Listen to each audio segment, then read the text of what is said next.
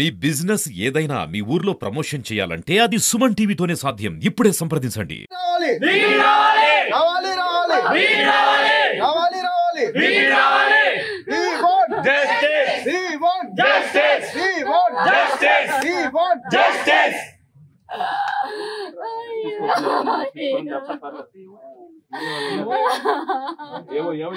ఎవరు లేరు ఒకటి అనుకుంటాడు. సడన్ గా ఇలాంటి డెసిషన్ తీసుకున్నాడంటే ఎడ్యుకేషన్ గురించి అయితే కదా 1 minute లో ఏం జరిగింది అనేది మాకు కావాల్సింది.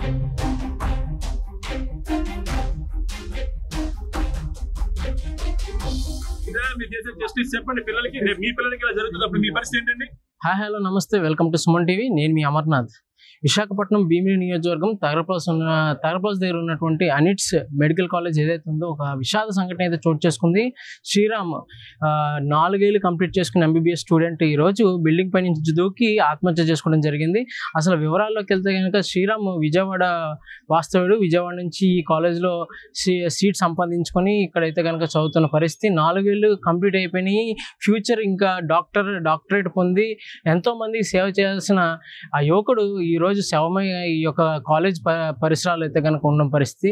సో ఇదందరికీ కారణం మేనేజ్మెంట్ అని చెప్పేసి చెప్తున్నారు. ఇక్కడ జరుగుతున్నటువంటి సిచ్యువేషన్ చూస్తే కనుక విద్యార్థులు కూడా నిరసన తెలియజేస్తూ ఈ యొక్క బాడీని పేరెంట్స్ వచ్చేంత వరకు ఎక్కడికి తరలించొద్దని క్లియర్గా చెప్తున్న పరిస్థితి మనం చూస్తున్నాము. అసలు ఏం జరిగింది వివరాలన్నీ ఇక్కడ ఉన్నటువంటి స్టూడెంట్స్ మరి కొంతమందితో మాట్లాడి తెలుసుకునే ప్రయత్నం చేద్దాం. ఇక్కడ మన ముందు పర్మిని భువనేశ్వర్ గారు ఉన్నారు. ఒకసారి ఆవిడ మాటలు తెలుసుకున్నాం. మేడం నమస్తే.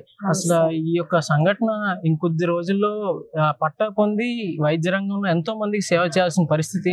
అలాంటిది శవమే తేలాడు. వాళ్ళ తల్లిదండ్రులకి తీరని లోటుని అయితే కనుక మిగిల్చాడు. అసలు ఈ ముఖ్య కారణం ఏంటంటారు దీనికి? అది చాలా బాధాకరమైన సంఘటన అండి. ఈ విషయం నిజంగా 4th చదువుతున్న స్టూడెంట్ ఇట్లా అయ్యాడంటే యాజమాన్యంకి రెస్పాన్సిబిలిటీ ఉంటుంది. అలాగే జస్ట్ ఇప్పుడు మా గంట గారు కూడా స్పందించి రావడం జరిగింది. అలాగే తనిఖీలు కూడా చేశారని సీసీ కెమెరాలో అసలు ఏం జరిగింది సిచ్యువేషన్ అనేది తెలుసుకున్నారు.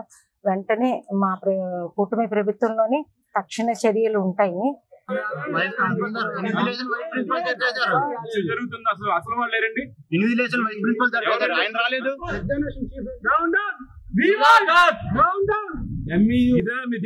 చెప్పండి పిల్లలకి, మీ పిల్లలకి ఇలా జరుగుతున్నప్పుడు మీ పరిస్థితి ఏంటండి? ఇదేనంటండి మీ మేనేజ్మెంట్ మీకు నేర్పిన పద్ధతి. ఎందుకు రాలేదు ఇప్పుడు దాకా? ఈయన రాలేదు, వైస్ ప్రిన్సిపల్ రాలేదు, వచ్చారంటే అతను ఫోన్ చేయలేదు. పేరెంట్స్ పిల్లలే చెప్తున్నారండి ఇలాగ ఈ పద్ధతి ఏంటండి? శ్రీరామ్ 4 సంవత్సరాలు తన డిగ్రీ కంప్లీట్ చేసుకుని డాక్టరేట్ పొంది జీవితంలో ముందుకెళ్ళి ఇంకొక అంటే ఎంతో మంది ఈ వైద్య రంగంలో ఎంతో మందికి సేవ చేయాలని ఒక దృక్పథంతో కనుక ముందుకు వచ్చాడు. ఎంతో కష్టపడి చదివి ఫైనల్ ఇయర్లోని ఇటువంటి దుస్థితి వస్తుందని చెప్పి కళ్ళ కూడా ఎవరు అనుకున్న పరిస్థితి. అసలు ఏం జరిగింది, ఏమంటారు? దత్త మా ఫ్రెండ్ అండి. మేము 2019 బ్యాచ్ ఎన్ఆర్ఐ ఇక్కడే సంగవల్స. అబ్బాయి ఫస్ట్ నుంచి చాలా యాక్టివ్గా ఉండేవాడు. ఈరోజు యాక్చువల్లీ 1 year తర్వాత ఇప్పుడు సప్లిమెంటరీ ఎగ్జామ్స్ అవుతున్నాయి అనమాట. 4th year. ఓకేనా, ఇది లాస్ట్ బట్ 1 ఎగ్జామ్. ఇది దీని తర్వాత ఇంకొక ఎగ్జామ్ ఉంది అంతే. ఇప్పుడు వరకు అన్ని బాగానే రాసా అన్నాడు. ఈ ఎగ్జామ్కి వచ్చేసరికి అబ్బాయి వెళ్ళిన ఒక 40 minutes పేపర్ తీసుకున్నారంట అండి. ఇన్విజిలేషన్ ఎందుకు తీసుకుని మాల్ ప్రాక్టీస్ డౌట్ అని చెప్పేసి తీసేసుకున్నారంట. పేపర్ తీసేసుకుంటే తర్వాత చాలాసేపు బతిమాలడానికని వెళ్ళి సార్ లాస్ట్ ఎగ్జామ్స్ ఇప్పటి వరకు బాగానే రాశాను అది కానీ చాలాసార్లు బతిమాలాడంట. లేదు ఇచ్చేది లేదు అని చెప్పేసరికి వచ్చి ప్లేస్లో కూర్చొని చాలాసేపు లైక్ వెళ్ళి అడగడం రావడం అలా చాలాసార్లు అయిందంట. ఈయన వైస్ ప్రిన్సిపల్ శ్రీధర్ రెడ్డి గారు ఆయన వెళ్ళి ఇది ఇష్యూ చేయాలి, అది లైక్ ఇది చెప్పాలి, మేము చెప్పాలి ఖచ్చితంగా మేనేజ్మెంట్ అని చెప్పేసి వెళ్ళి డీన్ సార్ అదే మా ప్రిన్సిపల్ పివి సుధాకర్ గారిని తీసుకొని వచ్చారు పైకి. ఆయన ఒక 1/2 hour ఈ ఇష్యూ అంతా ఎగ్జామ్ అవుతున్నప్పుడే మాకు నార్మల్గా 10 to 1 ఎగ్జామ్ ఒక 10:40 ఆ టైంకి తీసేసుకున్నారు పేపర్. ఇష్యూ అంతా ఎగ్జామ్ ఏం అవ్వకుండా అంటే అబ్బాయిని రాయనివ్వకుండా జరుగుతుంది అనమాట. అప్పుడు ఆయన డీన్ ఒక 11:30 ఆ టైం 11:30 12:30 ఆ టైంకి వచ్చి మాట్లాడతా అని చెప్పేసి వచ్చి మాట్లాడేసరికి ఆయన మరి ఏమన్నారో తెలీదు. అబ్బాయి బాగానే వచ్చి కూర్చున్నాడు. కూర్చొని ఎక్కడ కూర్చున్నాడు? వచ్చి తన ప్లేస్ లో కూర్చున్నాడు. ఎగ్జామ్ హాల్లో తన ప్లేస్ లో కూర్చున్నాడు. లాస్ట్ 1 o'clock అయిపోయింది. పేపర్లు తీసేసుకుంటున్నారు, అప్పటి వరకు పేపర్ ఇంకేం తిరిగి ఇవ్వలేదు. ఒక్క వన్ మినిట్ మాట్లాడారంటండి వైస్ ప్రిన్సిపల్. మా బ్యాచ్మేటే, బట్ ఒక 1 మినిట్ మాట్లాడారంట అంతే. అప్పటి వరకు బాగానే ఉన్నాడు అబ్బాయి. అయిపోయింది 1 ఇయర్ అయిపోయింది, సప్లిమెంటరీ రాసుకోవాలి ఏదో ఉన్న మనిషి సడన్ గా ఒక 1 మినిట్ వైస్ ప్రిన్సిపల్ గారు మాట్లాడారంట అంతే. సడన్ గా ఆ డిప్రెషన్ అనేది ఫేస్ లో తెలుస్తుందంటండి. మొత్తం వెళ్ళి అయితే ఎవరైతే ఎగ్జామ్ రాశారో మొత్తం వాళ్ళు అంతా చెప్పేది ఏంటంటే అది ఆ 1 మినిట్ లో ఫేస్ మారిపోయింది. ఆయన ఎలా రియాక్ట్ అవ్వదో తెలియక అప్పటికి 1 o'clock మాకు 1:10 కి మొత్తం డోర్స్ ఓపెన్ చేస్తారు. మన 4th floor లో ఉంటుంది ఎగ్జామినేషన్ హాల్ మా కాలేజ్ లో. ఓకేనా, ఒక 10 minutes లో ఎగ్జామినేషన్ హాల్ డోర్స్ ఓపెన్ చేస్తారని ఆయన మాట్లాడిన తర్వాత వెళ్ళి డైరెక్ట్ గా నియర్ ద సెక్యూరిటీ గార్డ్ ఎవరైతే ఉంటారో అక్కడ వెళ్ళి డోర్స్ ఓపెన్ చేయండి నేను వెళ్ళిపోతా అంటే, సార్ 10 minutes ఉంది మేము అలౌ చేయము అంటే, ఎదురుగా ఫైర్ ఎస్కేప్ ఉంటుంది. నార్మల్ గా ఫైర్ ఎగ్జిట్స్ ఏదైనా ఫైర్ ఎగ్జిట్ అంటే అది ఓపెన్ చేస్తారు, ఏదైనా ఎమర్జెన్సీ ఉంటే ఓపెన్ చేస్తారు. అది ఓపెన్ లో పెట్టేసరికి అబ్బాయి అటువైపు స్ట్రైట్ గా వెళ్తుండడం చూసి లైక్ సెక్యూరిటీ ఏదో సెన్స్ చేశారు, ఏదో మొత్తానికి వెళ్ళి ఆపడానికి ట్రై చేసి వెళ్ళారంట. ఈ లోపు తను జంప్ చేసేయడం, అది లైక్ ఆయన పట్టుకోవడానికి ట్రై చేశారు, విడిపించుకొని గెంతేశాడని.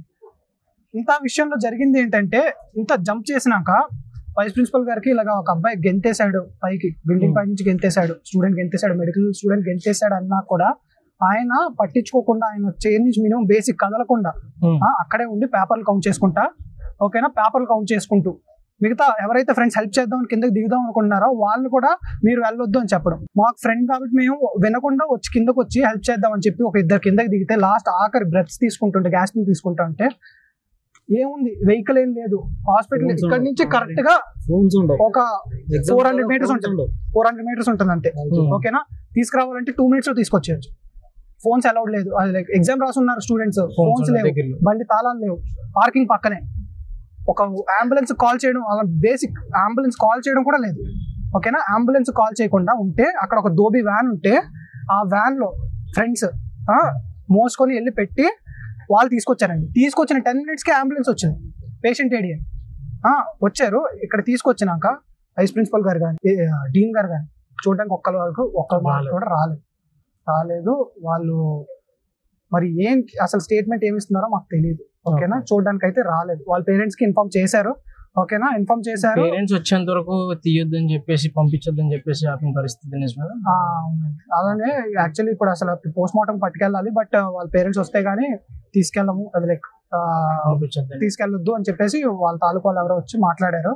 ఓకేనా, ఇంత ఇష్యూలో మాకు జరిగింది అయితే ఇదండి. అంత మినిమం బేసిక్ కట్టేసి కదా, ఒక అబ్బాయి పడిపోయాడు, ఎవరో ఒక రోడ్డు మీద ఏదో చిన్న ఇష్యూ అయిందంటేనే ఎవరైనా తెలియకపోయినా వెళ్ళి చూస్తాం. అలాంటిది 5.5 years ఇక్కడే చదువుకున్న అబ్బాయి, 4.5 years ఇక్కడే చదువుకున్న అబ్బాయి.